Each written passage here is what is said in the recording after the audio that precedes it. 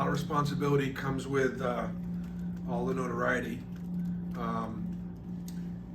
We get an opportunity to go play one of the best teams in the country, probably in one of the toughest environments. If you talk about Auburn and Duke, you know, both teams are really good this year, but one thing we have in common is we both play in very intimidating places. Cameron Indoor Stadium is probably the most famous home court advantage in college basketball, and Neville Arena certainly has become that. Duke is they're a very talented team. They're very deep.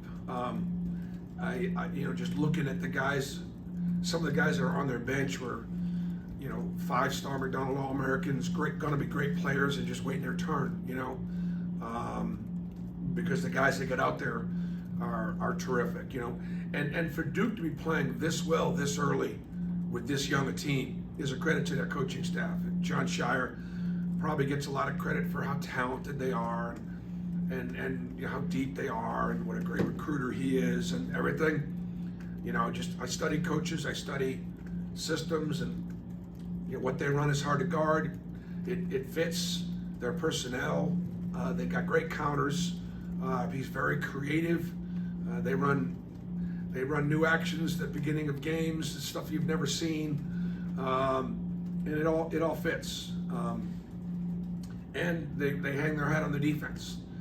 This is the #1 defensive team in the country, I think in part because they're so long. They're the tallest team in the country, and they got great length at every position. They're active hands, and they get their arms and hands on a lot of balls. And when we get the ball to our bigs, they'll be poking away at it and reaching in, and they're real handsy and active, and they do a really nice job. I guess the last thing would be the 3 ball is important to Duke, and they shoot it great at home. They do shoot better at home. This team does, and historically they have. They're making over 13 a game at over 38% at home this year. And so it's really hard to find, you know, much of a weakness when you go at them. So best team we've played so far. Iowa State's awfully good, but Duke is just so deep and so big, so talented, and obviously, without question, the toughest environment that we will play in. Bruce, rewatching stuff from Maui, I noticed that Janai finished a lot more with his right hand than he has been this season. Can you talk about how much he's worked on that, trying to be, you know, an equal-handed kind of scorer, and how much better that makes him?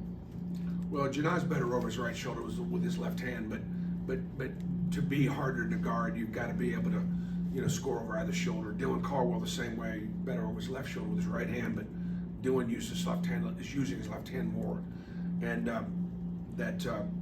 the ability to do that makes you just a tough scout, tougher to cover, and basically you've got to take what the defense gives you. And Janai does a really nice job of offensively of feeling the defense, sealing the defense, and taking what the defense, you know, gives him. And obviously he had a phenomenal tournament.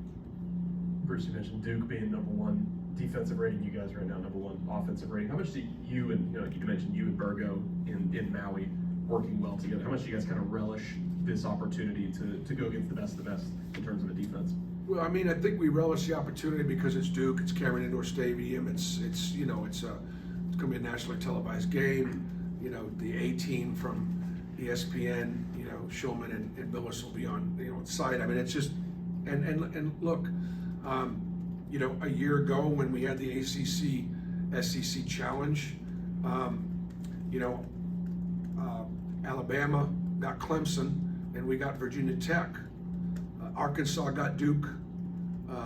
You know, Tennessee, I think deservedly got, you know, a team like North Carolina. Texas A&M got Virginia. And I think there was some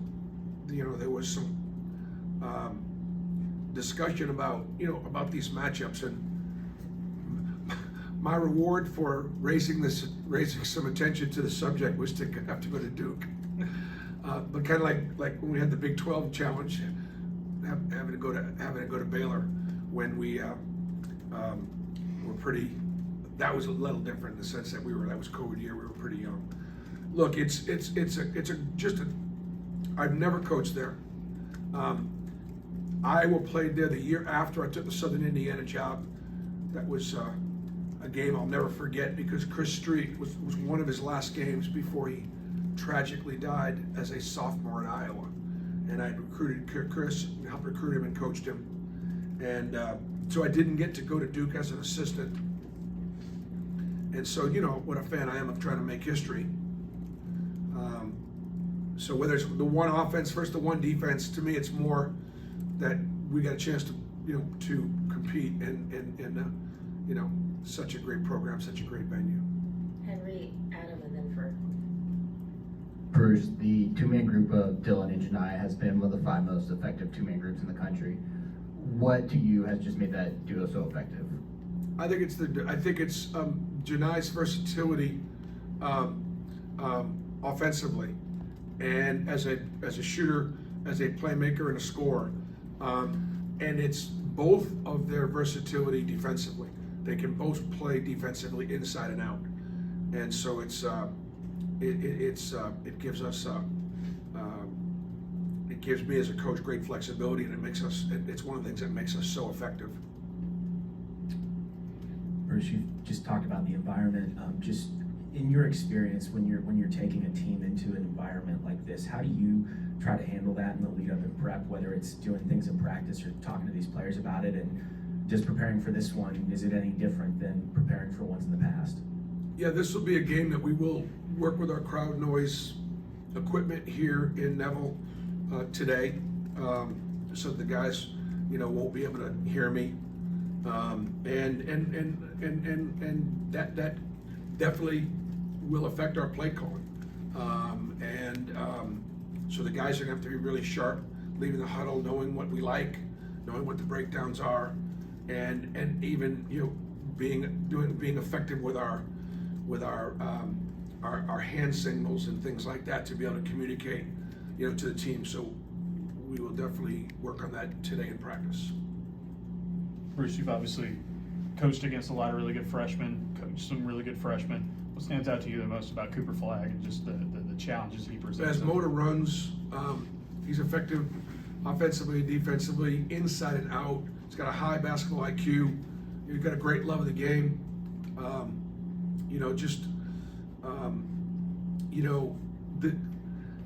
The difference, I think, just is like with some teams we go up against, like you maybe were involved in recruiting with some guys.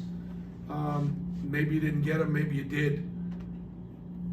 You know, the players on Duke's roster, you know, we would love to have been able to be involved with any of them. But you know, so a lot of the guys I don't, you know, just don't know, you know, because they were just the best players in the class, and also the great kids. They play the right way, and they play, you know, and I just like their practice situations. You know, when they all summer long in the fall, I imagine when they practiced, you know, what I'm impressed with is how good they are this early, because as young as they are, and that's because of their depth. You know, they've beaten Arizona at Arizona, and they lost last possession games to Kentucky and Kansas. And so this is they're off to a very impressive start. last question, Hoke. PP, I won't be there tonight. I was going to ask you about, I know you're in the middle of obviously getting ready for Duke, but what does it mean to you for this documentary to be made about the program and all that? It'll mean a lot when the season's over. You know, it will.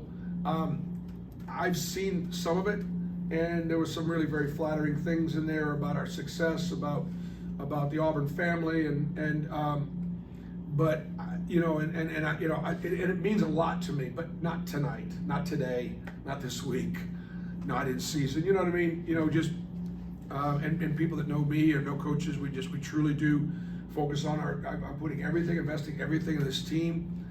Thankful to Auburn and Auburn Sports Properties and the people that put this thing together.